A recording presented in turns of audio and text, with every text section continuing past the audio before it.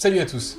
Aujourd'hui, on va parler d'un lieu étrange qui a fortement inspiré la série Stranger Things. Un endroit bien réel se basant sur des événements avérés, ou alors parfois pas du tout. Ce qui a donné naissance à toutes sortes de spéculations, parfois même avec des preuves à l'appui. Vous l'avez compris, aujourd'hui on est hors série.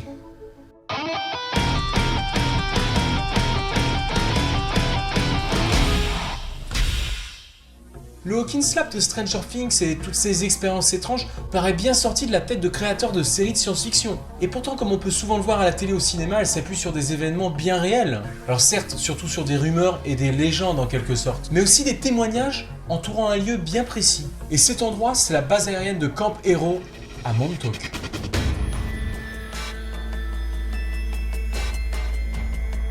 Camp Hero, c'est le nom de la station aérienne se situant à Montauk. Montauk qui tient d'ailleurs son nom d'une tribu indienne établie ici dans le passé. Cette base a été commandée par l'armée américaine en 1942 comme station de défense côtière pour protéger New York contre une invasion de la mer, déguisée en un village de pêche typique de la Nouvelle-Angleterre pour ne pas se faire repérer. Vu le contexte de l'époque avec la guerre mondiale, autant dire que les États-Unis étaient sur la défensive. Plus tard, elle fut utilisée comme centre de surveillance pendant la guerre froide et comme base d'un énorme radar. L'installation de Montauk a finalement été fermée le 31 janvier 1981 et le radar a été abandonné sur place. C'est alors quelques années plus tard qu'une mythologie s'est développée autour de cette base aérienne isolée, avec des activités obscures sous un voile de secret défense, un peu comme la zone 51. Il y aura des livres sur ces théories, le principal étant celui de Preston Nichols et Peter Moon, The Montauk Project Experiment in Time. Celui-ci raconte, avec un ton complotiste, des étranges expériences illégales qui y auraient été perpétrées. Tout comme le Hawkins Lab de Stranger Things, c'est au début des années 70 que du matériel fut acheminé dans le grand bunker et ses réseaux de tunnels sous la base, et que les expériences auraient commencé de façon non officielle sous le nom de Montauk Project. Ces expériences basées sur le développement de capacités humaines extraordinaires nécessitaient forcément des cobayes, et plutôt des personnes qui garderaient le secret sur ces activités.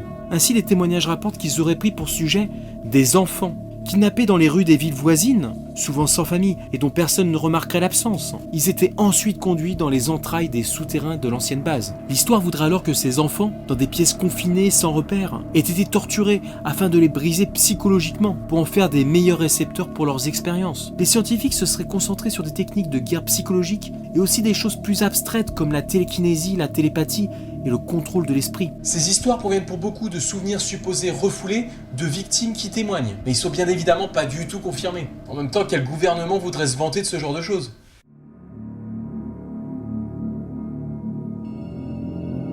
Le show TV traite directement de Montauk. D'ailleurs, à la base, les showrunners voulaient carrément appeler la série comme ça, avant de décider Stranger Things. Aussi, les frères Duffer ont décidé de rattacher cette histoire à une deuxième tout aussi réelle, celle du programme mental MKUltra qui a réellement existé sous le même nom, et qui a même été dévoilé en 1975. Il consistait entre autres à administrer des drogues, telles le LSD, sur des sujets ignorants. Son but aurait été la manipulation mentale, et même de créer voire d'amplifier des pouvoirs psychiques. Le projet MKUltra prenait des zones test un peu partout dans le pays. Et vu les activités supposément douteuses à Montauk, on pourrait facilement leur attribuer ce genre d'expérience.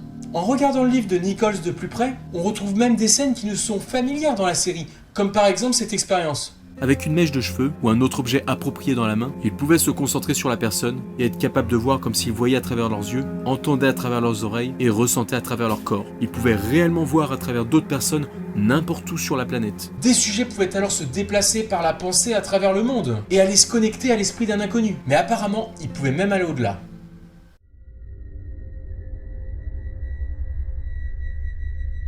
Allons maintenant dans les théories les plus fantaisistes vraiment. Et vous allez voir que là aussi on peut faire la relation avec la série.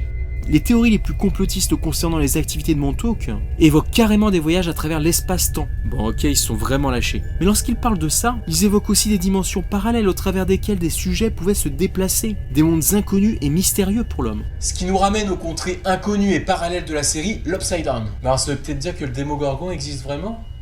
S'il y a eu du LSD en libre circulation dans les couloirs du labo...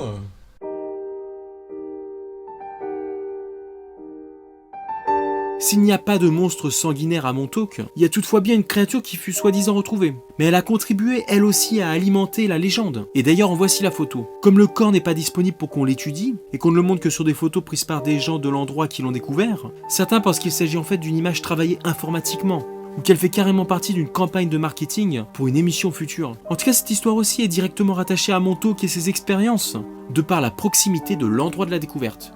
Perso, je préfère la solution la plus rationnelle. C'est juste un monstre d'une autre dimension qui s'est échoué là. Non mais il est pas vraiment là. En tout cas, il est intéressant de voir, au-delà des inspirations cinématographiques 80s, que la série a pu aussi s'inspirer des théories complotistes sur la même époque. Ici, on a beaucoup d'éléments qui se recoupent avec le Hawkins Lab. On comprend mieux que le nom de départ du show était celui de cet endroit, mais invalidé par la prod, car probablement moins vendeur pour la plupart des gens qui ne connaissaient pas cette histoire. Ce qui n'est plus notre cas. Allez, à bientôt. Ciao.